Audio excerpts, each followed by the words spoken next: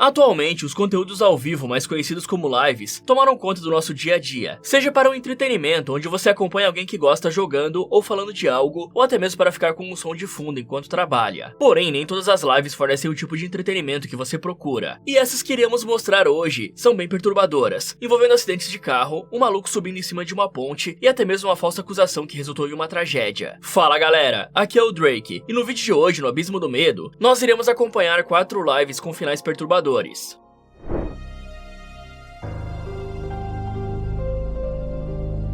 Cosplay é um termo originário da língua inglesa, formado pela junção das palavras costume e play, que significam fantasia e interpretar. Ou seja, é o ato de você vestir uma fantasia de um personagem e agir como se fosse ele. Então é bem comum que ao ir em um evento de games ou animes, você veja várias pessoas fazendo cosplay. Alguns encaram isso apenas como um hobby, como um simples passatempo. Porém, outros fazem disso a sua profissão, ganhando bastante dinheiro e milhares de seguidores nas redes sociais. E também existe aquela parcela que só nos faz rir, tipo o Gustavo Lima da Shopee, que recentemente estava com medo de ser preso no lugar do verdadeiro cantor, por conta da grande semelhança entre os dois. Eu mesmo nem consigo notar a diferença. Mas deixando a brincadeira de lado, no ano passado aconteceu algo bem triste, envolvendo um cosplayer que postava vídeos no TikTok, e que morreu após ser acusado injustamente de um crime que ele não cometeu. Vincent Plitt era um jovem de 23 anos, que vivia na cidade de Bolonha, localizada na Itália. Porém, apesar de se chamar Vincent, o seu nome no TikTok era Inquisitor3 Ghost. Os seguidores dele nunca tinham visto o seu rosto, porque o jovem usava uma máscara que cobria toda a cara dele, e também vestia um uniforme militar.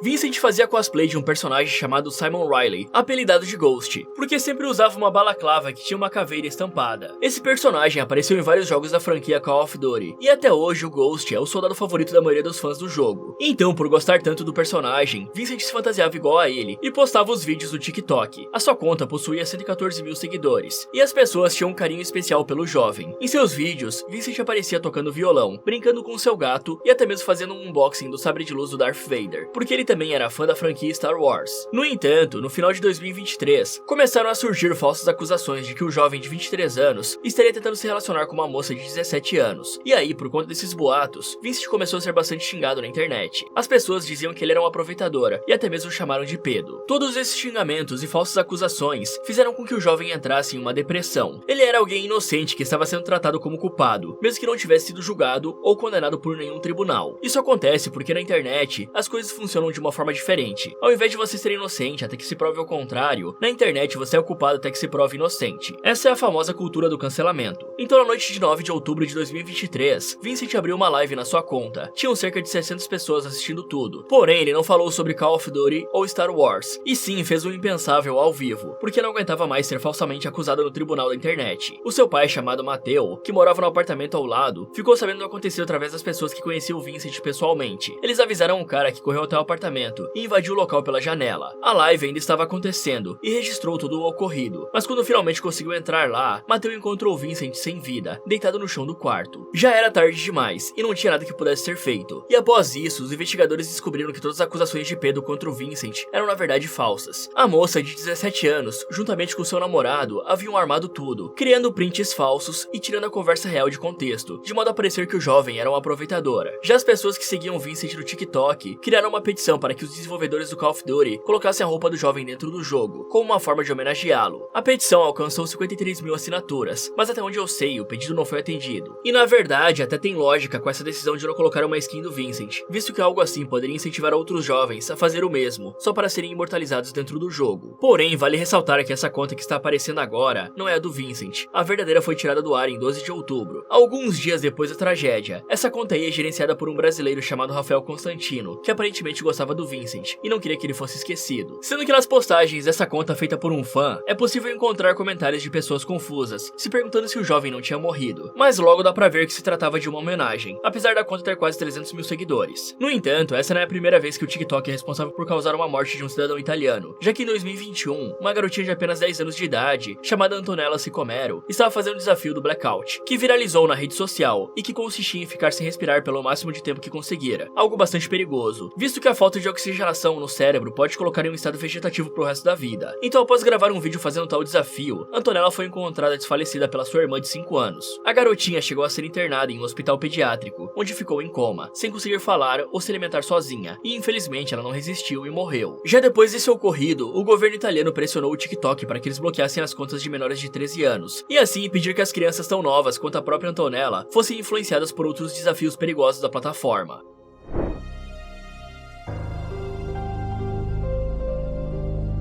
Esse é com certeza um dos casos mais perturbadores que já trouxemos aqui para o canal, ao ponto de impressionar até mesmo a gente que estamos acostumados a pesquisar sobre esses assuntos. Obdúlia Sanchez era uma jovem de 18 anos de idade, que vivia na Califórnia junto com a sua família. Já a irmã dela, chamada Jacqueline, tinha 14 anos, e estava namorando uma adolescente dessa mesma idade, que o nome era Manuela. Mas apesar de morarem longe uma da outra, Jacqueline havia prometido para Manuela que as duas iriam se ver todo final de semana, algo bem comum de acontecer no início de um relacionamento, pois nessa fase os namorados costumam ficar bem grudentos, querendo estar junto a todo momento. Manuela morava em Stockton, já Jacqueline vivia em Fresno. As duas cidades ficam na Califórnia, porém é necessária uma viagem de 2 horas de carro para transitar entre as duas. Então, no dia 21 de julho de 2017, que caiu em uma sexta-feira, Jacqueline pediu para que sua irmã mais velha, Obdúlia, dirigisse até Stockton para pegar a Manuela e levá-la até a casa da família das duas, onde a moça passaria o fim de semana. E aí, chegando lá, Manuela entrou num carro modelo Buick 2003, e logo as três começaram a fazer o caminho oposto, voltando para a casa da família localizada em Fresno. Nesse dia, Obdúlia, que estava dirigindo, havia bebido álcool antes de assumir o volante. Já as duas namoradas estavam sentadas no banco de trás, sem os cintos de segurança, uma combinação que não teria um outro resultado, a não ser a morte. Mas calma que o desfecho disso tudo é bem pior do que você está imaginando agora. E além de estar dirigindo bêbada, Obdúlia soltou as mãos do volante e usou elas para abrir uma live na sua conta do Instagram. Nas imagens, ela fica por vários segundos apenas cantando, fazendo gestos com uma das mãos e segurando o celular com a outra, sem se preocupar em dirigir o veículo de forma correta e segura. Então, como consequência disso, Obdúlia perdeu o controle do carro durante uma curva, que capotou nas margens da rodovia. A sua irmã Jacqueline e a namorada dela, Manuela, foram jogados para fora através da janela traseira, pois não estavam usando cintos de segurança. Jacqueline sofreu uma fratura bem grave na cabeça, ao ponto dessa região ficar aberta e exposta, e morreu por conta disso. Já a Manuela quebrou as pernas, mas acabou sobrevivendo no fim das contas. Enquanto que Obdúlia saiu quase ilesa do acidente, porque apesar de estar bêbada e dirigindo daquela forma irresponsável, pelo menos ela estava usando o cinto de segurança. No entanto, a pior parte vem agora. Logo após a batida, Obdúlia continuou a transmitir tudo pelo Instagram, dessa vez mostrando o corpo da sua irmã sem nenhum tipo de censura. E nós iremos colocar apenas o que ela falou, pois as cenas são extremamente chocantes.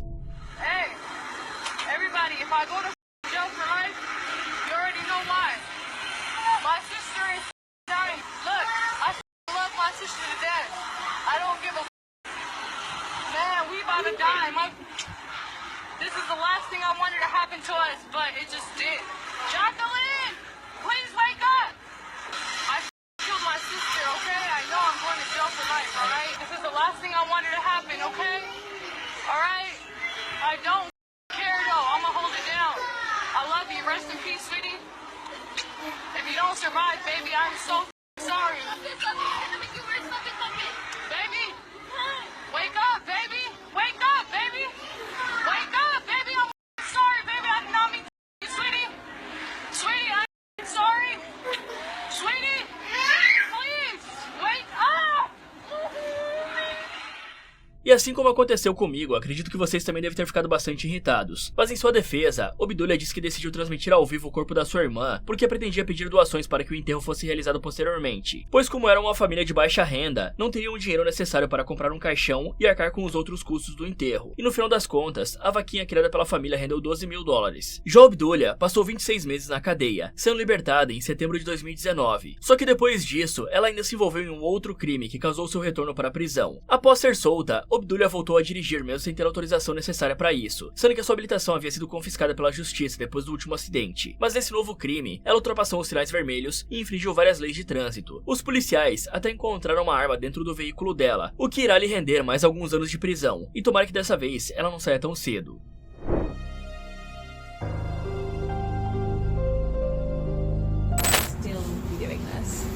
Bomb detonation in two minutes. I take you with me and I kill all you. À primeira vista, essa parece ser apenas mais uma pegadinha de mau gosto, como várias outras que é possível encontrar com certa facilidade aqui no YouTube. No entanto, esse caso aqui é bem mais grave e complexo do que uma falsa ameaça de bomba, e envolve até mesmo o Elliot Rodger, um criminoso que já apareceu em outro vídeo do canal, e que tirou a vida de 6 pessoas em um atentado que aconteceu em maio de 2014, na Califórnia. Mas antes de continuar, eu preciso explicar o significado de um termo que você já deve ter ouvido falar. O termo se chama incel, e ele é usado para descrever pessoas que nunca conseguiram se relacionar com ninguém. Geralmente são homens que não perderam a virgindade, e que carregam um profundo ódio pelas mulheres e pela sociedade. Elliot Rodger, que é o cara que eu mencionei agora há pouco, ganhou justamente o apelido do rei dos incels. Ele cometeu aquele atentado porque não conseguia ficar com nenhuma moça da sua faculdade. Isso o deixou furioso ao ponto de ele sair pelas ruas atirando e atropelando quem visse pela frente. Mas quando a polícia estava prestes a pegá-lo, Elliot deu um jeito permanente para não ser preso. E por incrível que possa parecer, esse cara eliminou várias pessoas inocentes que não tinham nada a ver com a sua frustração, e se tornou um exemplo para outros incels, que começaram a cultuá-lo como se fosse um herói. Malik Sanchez era um jovem de 17 anos que vivia em Nova York. Ele tinha um canal no YouTube chamado Smooth Sanchez, que não está mais disponível atualmente. E já já vocês descobrirão o porquê. Malik, como muitos outros, parecia ter orgulho de se autodenominar como um incel. E além disso, ele dizia que o Elliot tem razão em tudo que fez, e que aquelas mulheres que o cara eliminou mereceram ter aquele destino. Mas agora falando sobre o conteúdo do Malik, ele era basicamente um streamer que saía pelas ruas de Nova York, filmando tudo em tempo real, enquanto o chat interagia enviando mensagens e também doações. E até aí não tem nada demais, né? Afinal, aqui no Brasil tem o Cid Cidoso, que em teoria produz esse mesmo tipo de conteúdo. Só que existe uma enorme diferença entre o conteúdo do Cid e do Malik. Isso porque o jovem saía pelas ruas com um único objetivo, o de perturbar as pessoas e deixá-las desconfortáveis, para que assim recebesse doações em dinheiro dos seus seguidores, que adoravam ver esse tipo de conteúdo duvidoso. Nesse dia, por exemplo, o Malik fingiu ser um estrangeiro e começou a perturbar várias mulheres, que estavam fazendo piquenique em um parque. Okay. Have a good one. But it is, at the end of the day, you are a racist for not letting me get the punani. You are a racist for not letting me get punani. I just want to bang punani. I want to eat it. It's racist. I can't have it, and I'm going to myself. I'm going to myself tonight for you are a mega racist. You know? Ele se insinuou para elas e falou coisas obscenas. Já em um outro dia, Malik começou a incomodar 3 mulheres que estavam paradas na rua. Ele ofereceu dinheiro para dormir com elas, porém quando se recusaram, Malik continuou seguindo elas e até mesmo chegou a dizer que o Elliot cometeu aquele atentado por conta de mulheres superficiais como essas. What are you gonna say? Don't record me? Is that what's coming? Don't record me? Why? It's a really weird approach vibe. I mean, we don't care, but why? I just want to have a conversation with you, pretty lady, that's all. We're discussing 'Cause I'm a where to get pickup our artist, nails by the way. done, so. Where you gonna get your nails done? All right, have a good day. Maybe I could pay for it. I could be your sugar daddy.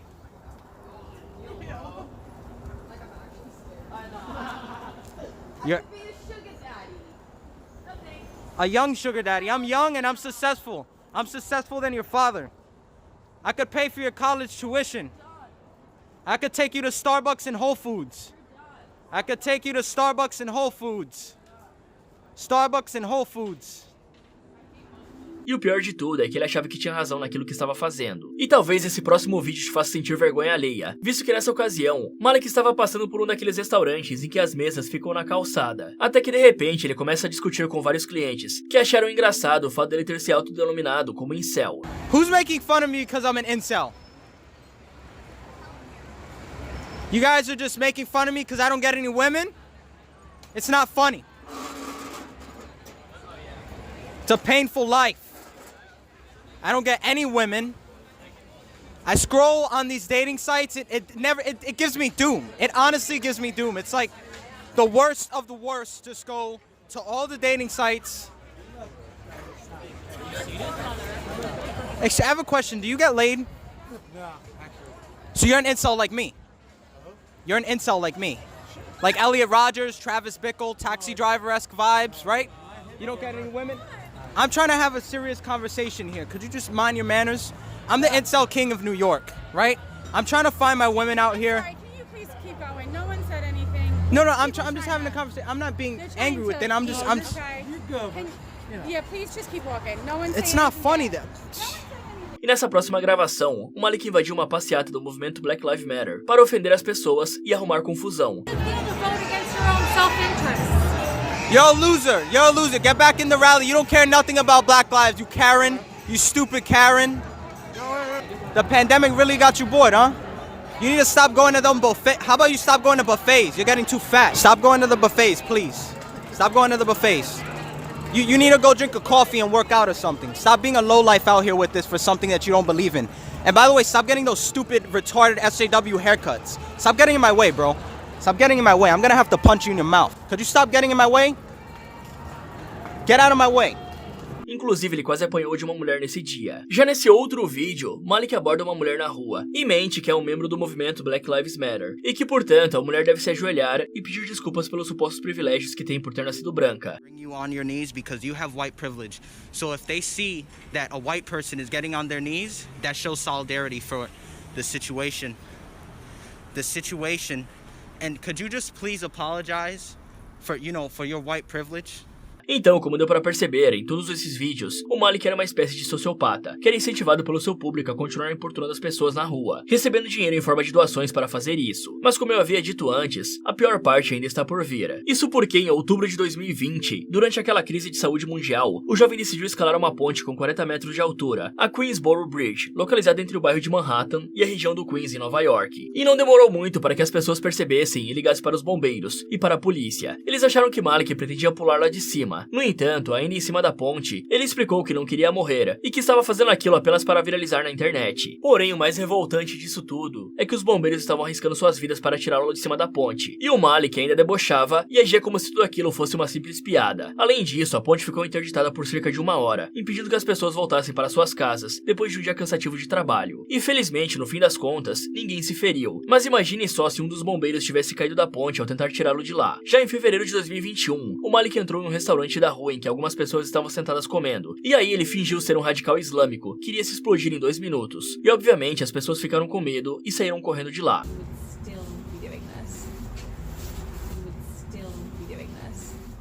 Bomb detonation in two minutes. I take you with me and I kill you. I kill all you right now and I kill all you for Allah. Fuck that shit. I'm gonna do it. I'm gonna do it for Allah. I'm going to do it for Allah. Come on, I do it. Boom now.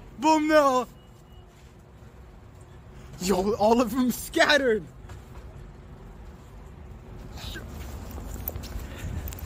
Yo.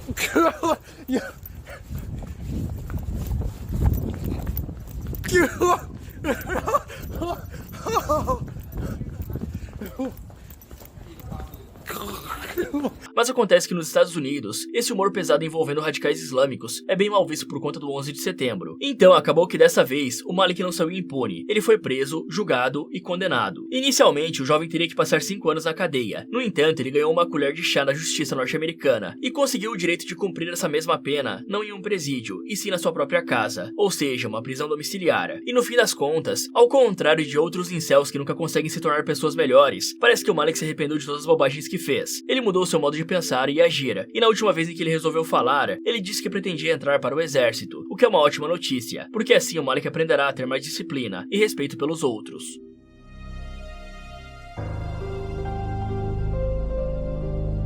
Para nossa sorte, o Brasil é um país onde quase não surgem furacões. Na verdade, até hoje, só apareceu um único, chamado de Furacão Catarina. Ele deu as caras lá em março de 2004, afetando os estados do Rio Grande do Sul e também Santa Catarina. Esse furacão tinha ventos que chegavam a 180 km por hora. Ele deixou um rastro de destruição por onde passou, ao ponto do povo do Sul ter que decretar estado de emergência. O furacão tirou a vida de 11 pessoas e deixou outras 26 mil sem ter onde morar, totalizando um prejuízo enorme de 211 milhões de reais. Mas de acordo com uma meteorologista chamada Bianca Lobo, que ajudou a escrever essa matéria que está aparecendo agora, os furacões se formam graças às águas quentes do mar, que precisam estar acima de 27 graus Celsius para que isso aconteça. Só que felizmente, para o nosso próprio bem, os mares que rodeiam o Brasil não chegam na temperatura necessária para que um furacão surja. No entanto, lá nos Estados Unidos, as coisas funcionam de uma forma diferente. Isso porque os americanos estão acostumados a enfrentar furacões praticamente todos os anos, incluindo o Katrina, que eliminou uma quantia assustadora de 1.800 norte-americanos em 2005. E aí, por conta disso, é bem comum que as casas de lá tenham quase sempre um porão para se abrigar quando aparecer um furacão, sendo que a melhor maneira é evacuar, pois às vezes ter um porão não adianta de nada, pois tudo fica alagado. Fora que lá nos Estados Unidos também existe uma profissão bastante perigosa envolvendo esse tema, que são os caçadores de tempestades. Essas pessoas são meteorologistas, cujo trabalho é observar de perto fenômenos climáticos como tornados, tempestades e furacões. Então, enquanto a maioria das pessoas fogem desses fenômenos, os caçadores de tempestades vão atrás deles para realizar filmagens, coletar dados e etc. Esse é um trabalho bem importante para que tanto cientistas quanto o governo consigam entender melhor como surgem os furacões e como é possível impedir que eles continuem devastando cidades todos os anos. Já no último caso do vídeo de hoje, nós iremos acompanhar os últimos momentos de Kelly Williamson, um meteorologista de 55 anos que trabalhava para o Weather Channel, um canal focado em previsão do tempo. E nesse canal, Kelly e seu parceiro Randall, que também era um meteorologista, tinham um programa chamado Storm Wranglers, em que os dois basicamente entravam em um veículo cheio de equipamentos para detecção climática, e depois eles iam atrás de tempestades perigosas, gerando assim cenas bem impressionantes, que eram capazes de atrair a atenção dos telespectadores. E agora você deve estar imaginando que Kelly e seu parceiro Randall morreram graças a uma dessas tempestades, que sugou o veículo deles para dentro de um tornado, assim como acontece nos desenhos animados. No entanto, eles perderam a vida por um motivo muito mais simples, que poderia ter sido evitado. Em 28 de março de 2017, Kelly começou a fazer uma live no seu canal. Ele e Randall estavam perseguindo uma tempestade, que se encontrava na parte oeste do estado do Texas.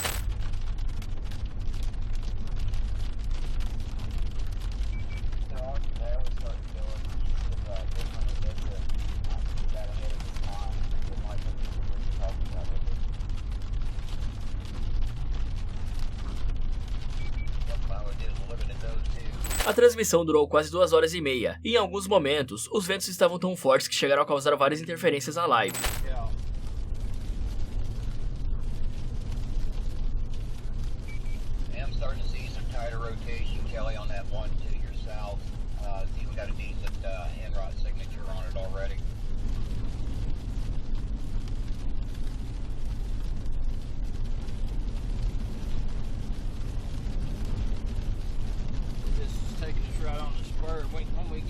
Porém, parecia que Kelly estava tão empolgado para chegar logo até a tempestade, que ele começou a infringir várias leis de trânsito, dirigindo de uma forma bem imprudente e perigosa. Já no final da live stream, o veículo deles estava prestes a passar por um cruzamento, só que a gravação é finalizada no mesmo instante, sem um motivo aparente. Acontece que nesse mesmo momento, Kelly continuou acelerando o carro quando o correto seria diminuir a velocidade, ou até mesmo parar para ver se não tinha um outro veículo passando nas laterais. E como resultado dessa imprudência, o carro de Kelly se chocou contra um Jeep pilotado por um cara de 25 anos de idade, chamado Corbin Lee Yeager, que também estava perseguindo a tempestade. Tanto Kelly quanto Randall morreram no acidente, além do Corbin Lee, que estava dirigindo de forma correta e que por isso não merecia ter esse destino. Já a mãe do Corbin tentou processar o canal de televisão em que Kelly e Randall trabalhavam. Ela pediu o valor de 125 milhões, dizendo que os dois estavam desrespeitando as leis de trânsito, justamente para conseguir imagens para o programa. Mas aparentemente esse processo não deu em nada, porque arquivaram o caso, ou talvez a mulher tenha fechado um acordo fora dos tribunais. E geralmente quando isso acontece, em 99% das vezes, o valor nunca é revelado para o público. E galera, deixa eu dar um recado aqui. Eu não sei se vocês sabem, mas esse aqui não é meu único canal no YouTube. Afinal, meu objetivo é derrotar o YouTube. No bom sentido, é claro. Além do Abismo do Medo, eu tenho mais 3 canais ativos aqui, com vídeos novos toda semana. Um deles é o Derrotando Filmes. Lá eu falo sobre diversos filmes, e mostro como derrotar e sobreviver a vários tipos de situações, e também as burrices que os personagens cometem. O outro é o Resumindo Filmes, onde eu falo sobre os outros tipos de filmes que não se encaixam no Derrotando Filmes, e lá eu faço um resumo desses filmes para contar a história completa para vocês. E por último, tem o Sombras Criminais. Nesse canal nós falamos sobre True Crime, ou seja, casos criminais, detalhando toda a história de cada caso, para mostrar como a mente humana pode realmente ser perversa. Então, para quem gostar, eu vou deixar os canais aqui no card e também no comentário fixado. Fala galera, qual dessas 4 lives que vimos no vídeo de hoje você achou a mais perturbadora? Me contem nos comentários. Muito obrigado por assistir e até o próximo.